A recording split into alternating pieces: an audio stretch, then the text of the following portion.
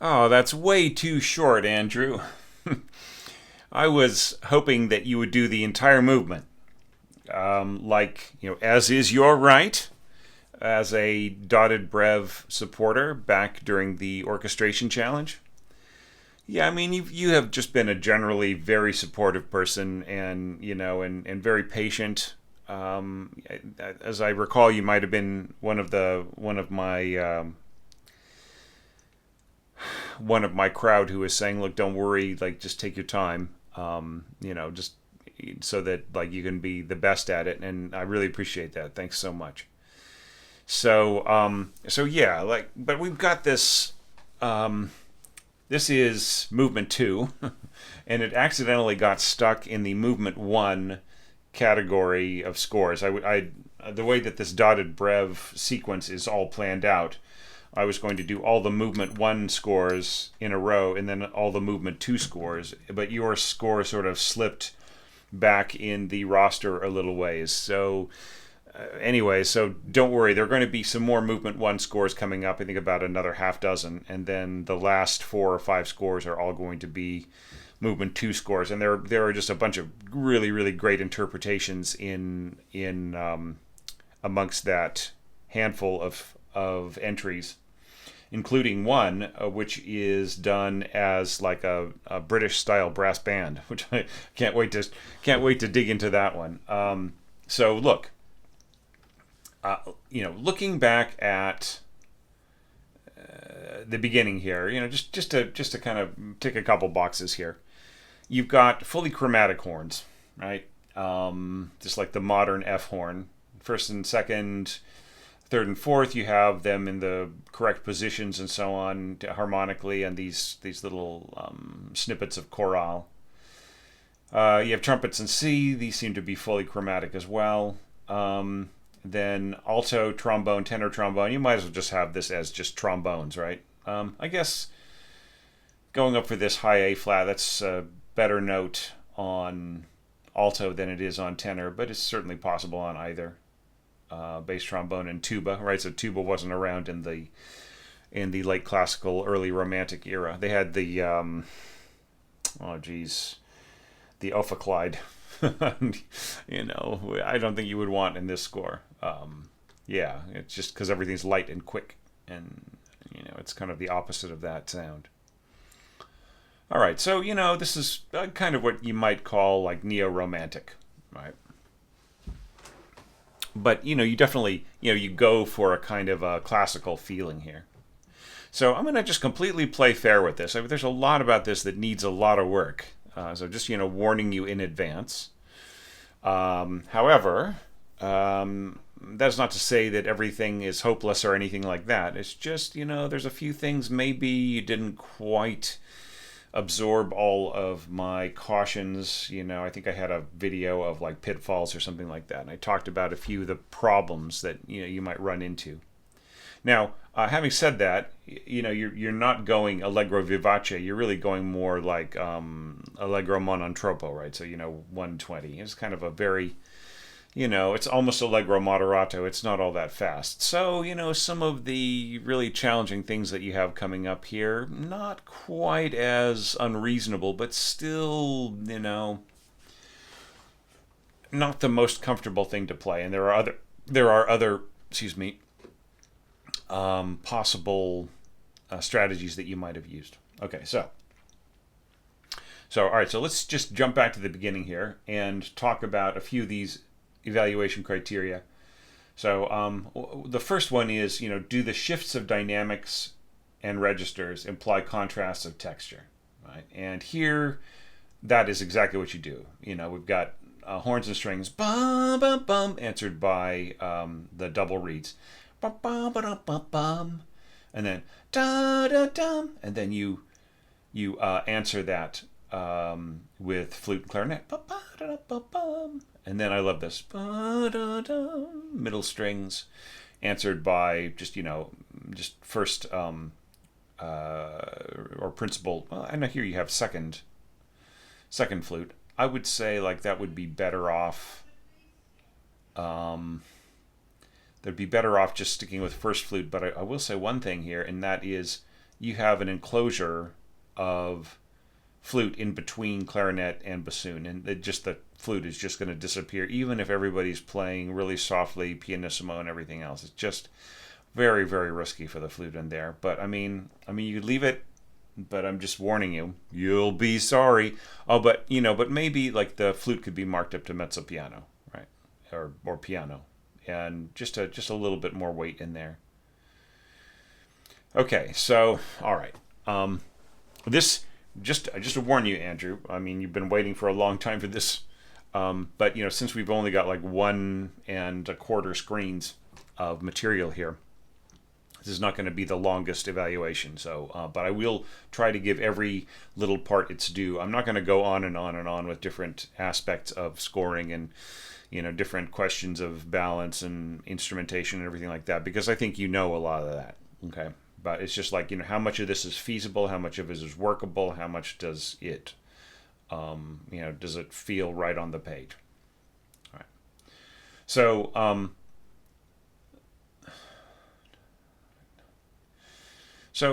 I like the idea of separately articulated notes with the way that you've got this all set up together. It is really just going to be it's going to be very, very brass heavy here. You could possibly blend the two together if the strings were playing fortissimo, or if the horns or the brass in general were playing mezzo forte. Then you would have more of a blend here, and rather than like the way that it's scored right now, it's really going to be way much more about the brass than anything else. Especially like if you're going to throw in a marcato accent here, right? So that's going to be a big slash here with your string section, but that is no way is going to be able to compete with a very punchy accent in the other instruments. So yeah, it's kind of strange that you went to a second voice here. That must be just a stray artifact or something like that. Okay, so that would just be my basic observation here, and then also that like your harmonization is goes fairly low, just very similar to how it is in the piano part. That's all good, but it's just going to have a very dark color. And then here, this is just really lovely, the response in your double reeds here. That's really lovely. Yeah, it's a near direct transcription here, except with the thirds in the oboes, and then we've got the like almost a fully chordal kind of interpretation when you add the first bassoon. Yeah, that's all very cool, and then. Bum, bum, bum, da, da, da, da, da. Even though we're reaching higher here, I feel that the trumpets going up to this F is just really going to swamp out the strings. And even though it's good that it actually is good that you're throwing in like this big triple stop marcato or martellato, really, a little touch of timpani there. So I think that all really helps. But it's like, it's still just really all about the brass, right? Still okay. It's I'd rather have the strings in there with your your sort of brass chorale approach here. And then leaving them out, right? It's better. And then and of course like you could leave this the way it is and then just have really very accented kind of savage sort of strings, and then you might get a really interesting sound in there, especially with this piece, which is just I feel that this piece is all about Beethoven's mischievous side. It's just like it's just having a big laugh. Do you know what I mean? Like in fact, this was one of Beethoven's favorite pieces of music to play, was this sonata. I think that like it has two different sides of him. It has like the pastoral side in the first movement, and then it has just like the the just kind of crazily creative and funny and fun side in this movement here, the second movement. So yeah. And then this is really nicely done. The clarinets and under the flutes. Yeah, just once again, just pretty much a direct transcription. Dun, dun, dun, dun, dun, dun. And then I just really love this. Ba, da, da. I think if you're going to go soft here in your middle strings, viola and cellos, then and this could also have been done, second violins, then violas taking this middle note, and then the cellos. Or you could have even put the cellos on top and had the violas underneath them. But not to get too wild, I really like it the way that it is with the violas on top.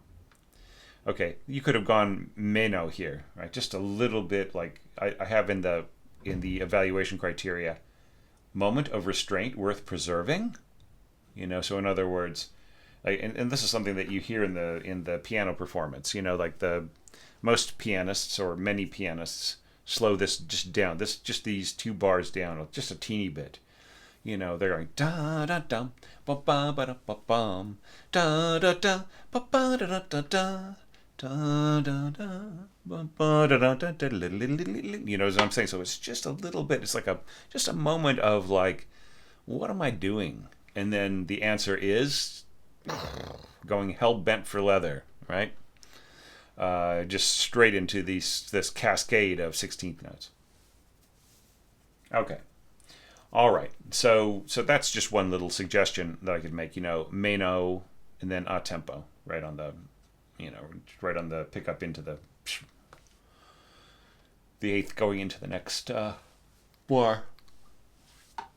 Right, and then as I said before, there's going to be some balance problems here with the flute in the middle. Maybe a duet flutes. A duet flute at piano with clarinet and bassoon on either side of pianissimo. That might be the solution.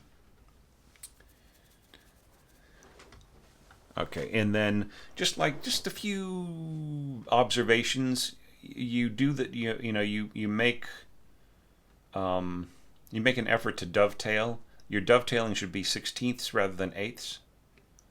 Okay, and then here I think that, like, let's say that you were just going to stick to your second flute, then I think you should dovetail that too. Just da da da da da. Just put in a. Actually, the dovetailing is to the clarinet, so the clarinet could end on a 16th on this same pitch. Right? Yeah. Now we're going to get into the to this next section here, the section leading to double B. All right, so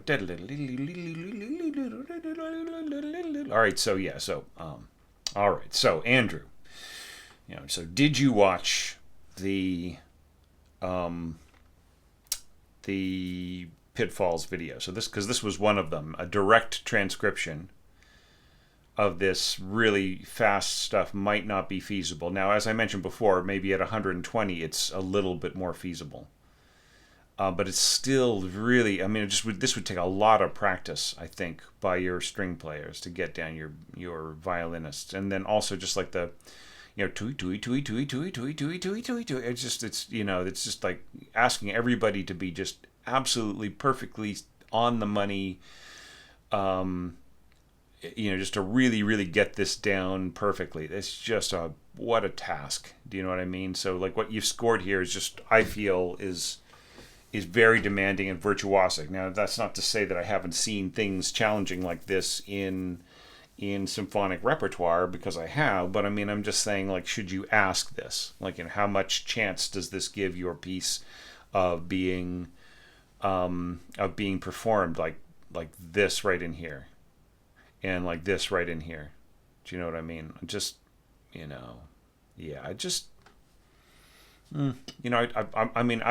I would have been curious to see how you could have solved this problem, maybe with repeated notes, or going back and forth, or just changing the whole nature of it, or whatever. So I'm not going to dig into it too much. I'm going to let other people comment on it who maybe also tackled this.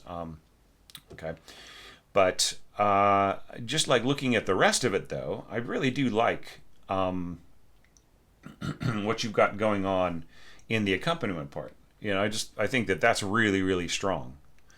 Of course, like we've just got this. We got the cellos pretty much playing what's in the left hand. And then opening out, like letting the double bass take over some of it and so on. Yeah, and then just like here, what I would say is, um, I don't know. I mean, I guess it's fine the way that it is. Just eighths. It's not pizzicato. If it were pizzicato, I would say just like have these be quarter notes, right? It's just easier that way. Yeah, and this is all really great right in here, the viola, and I like this stuff that you've got going on here when like when things kind of reach upwards, the clarinets and the oboes working together, kind of just encapsulating the kind of harmonic meaning there, and then we've got like we've got some bassoon and so on. I mean, there's nothing here in the bassoon part that isn't playable. Just it's if you want that kind of paler tenor tone there in the first, it's all totally playable. If you want something a little bit more appealing sounding, like just like kind of working with the general vibe a little bit more, it might be better to throw in some horn, because like since you're using chromatic horn, like that might just be a little easier. Just having it play like maybe pianissimo crescendo to piano, and then yeah, just like not getting too loud, rather than the bassoon up there. But I mean, it's still I like the higher bassoon in general. It just doesn't fit the aesthetics, right? This is just the question. I like the timpani right in here too. That's so cool, and the boom boom boom. It's nice. I like the high G right in here. That's very cool. And then just this little push here with your trombones, and then horns, tuba, trumpet. It's nice. And then here I really approve of this marcato. Bam. You know what I mean? Now now going on. Da, da, da, da, da, da. I wonder if this would be more playable if it were like slurred in groups of four, right? And then also if the beam groups were groups of four. Or you could even do like this. You could have like it against the, you could go die, die, die, die, die, die, die. You know what I mean? Rather than die, die, die, die, die, die, die, die, die, die, die, die. Right? Because here you are slurring across, right? So like it's like the way that you've set up your dovetailing, it's almost as if it's a constant stream of 16th notes. So, in terms of the slur. So like I would maybe make that more integrated by, slurring against the beat, right? And then it's just really easy, much easier to play. Now, let's get to this. All right, so our first question here is, what is the Yeah, so your dynamic here is forte. All right, so C sharp. This note's going to be a little squonky, a little honky with a say like maybe semi-pro, university level player or something like that. Yeah. I almost wonder if you could just have this all clarinet and then start trading off here. Do you know what I mean? So bump da da da, and then go into the just to leave out, just get rid of any questions of uncertainty with the oboe being so low and so fast, right? And so having to be so tightly controlled. Yeah, and then this is pretty cool to have the piccolo come in right in here. Yep. Yeah, I almost feel like the flute could come in a little earlier. Do you know what I mean? What if the flute came in right around, like maybe the halfway through this bar? Yeah. And I see what you're doing with like, beaming. See, like you're beaming kind of syncopated. So why can't you do beaming syncopated here and then just have the slurs follow the change of position, right? Okay, so now we're going to get into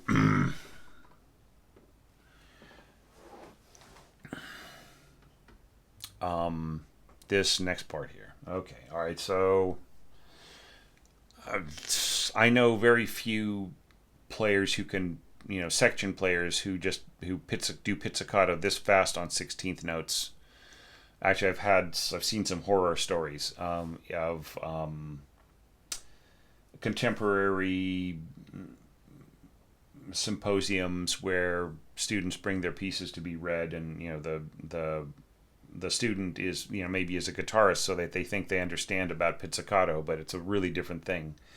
It's not using a pick, it's using the fingertip, and there isn't any way to really play so quickly. Even at 120, it's still just so insane.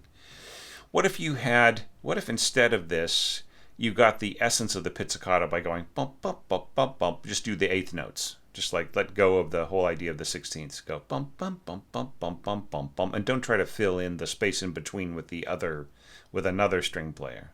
Do you know what I mean?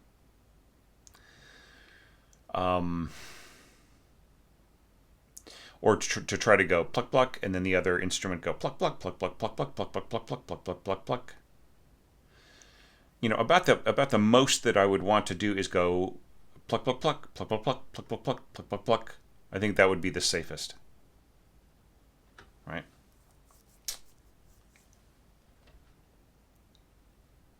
But I would be worried about.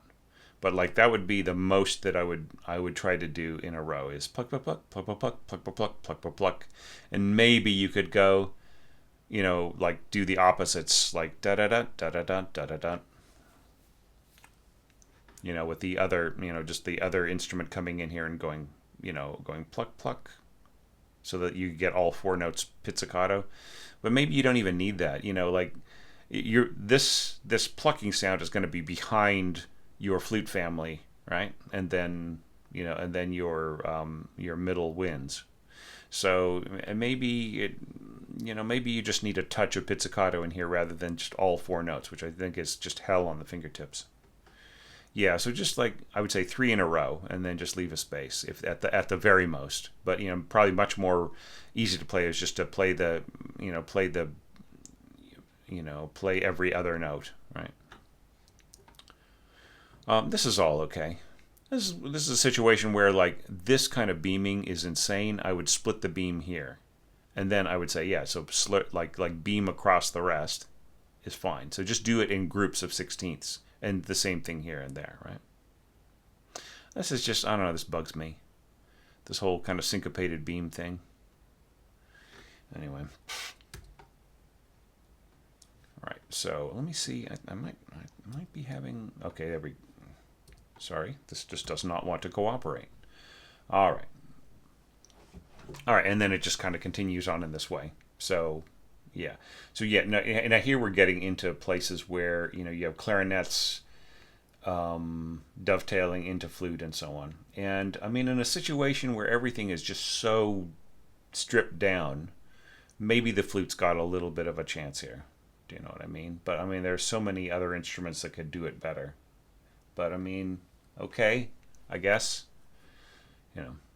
And then we're back to this bum bum bum dun dun dun dun, dun. Yeah, there's just like no need to go over. This is incomplete, so let's not get into it too much. All right, so Andrew, like I had high hopes of getting a complete movement from you, but like I do think that this was a pretty good start. It was I mean, just imagining where you could have possibly taken this with some of these approaches. Maybe you were just going to reuse some materials and so on. But this was there's some things you could do to fix this. I think that would make it really, really workable. Yeah.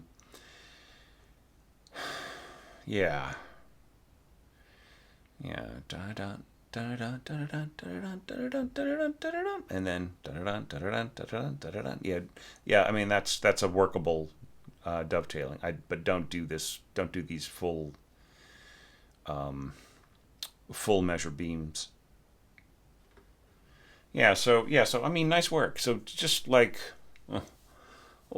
if there is a next time, I hate saying that. Maybe I'll just stop talking about it. But if there is another challenge, maybe I'll just make sure that everybody knows about it way in advance. There's plenty of time to work on it. Maybe I'll have like an extended deadline, just a little bit longer to help everybody get their things together. And I mean, if there is another one, just to tell everybody, warn everybody in advance. It probably, like, the next one would probably be smaller scale, maybe just on Patreon, and just so that I can maybe relearn how to manage things and everything, with limited energy and so on, and limited focus that I have now. But all that said, I just really loved just these little brief moments that you had a chance to spend on, and like nothing in this that can't be fixed. Do you know what I mean? I would say just like the biggest concern is just is directly transcribing exactly what the pianist is doing. That's just not. It's a different kind of playing, both for winds and for strings. So that because like with this, like the bow would just be wiggling all over the place, and in some of these kind of going back and forth, and the player would really want to go die die die and just really have a lift at the end of each of these, and so many in a row. It's just we're talking almost like a violin concerto. And then like kind of the same thing with this. It's just really, it's fiddly to have all of these kind of separated and so on. Whereas if you just interpret this as repeated notes, just that kind of an approach, it might be a lot easier to play. It might be a lot easier to play without the slurs, right? So anyway, so those are my cautions, my thoughts on this very small fragment that you sent me. But I know you've got so much more in you, Andrew. So if we do this again, send me more, and I would be happy to look through it all, and even help to make up for some for some lost time where you really contributed so much to the group and to the channel, and but you didn't have a very long entry for me to look at. All right. So thanks again. Thank you so much, everybody, for watching this. And, as small as this is, please give Andrew some of your thoughts below. It's always just so useful and so helpful for everybody. And, this was one of these days where we had two entries released on the same day, just because they were both kind of short. Espen's entry that I released early today was pretty much put together. It was almost ready for the stands, and I gave him a few possible things to adjust and fix and tweak and so on, but it was pretty much ready to go. So there wasn't a whole lot I could say on it, and that's why with this shorter one, I'm adding it on today, so that there are everybody gets their hour plus fix of this. And then we'll just go back to one a day for a while, and then we'll finish off these dotted brev evaluations with a nice long collection or compilation of website evaluations. I still have 2 more to release, and those will be released at the end of each group of these Patreon evaluations. All right. So thanks everyone, and I will see you tomorrow.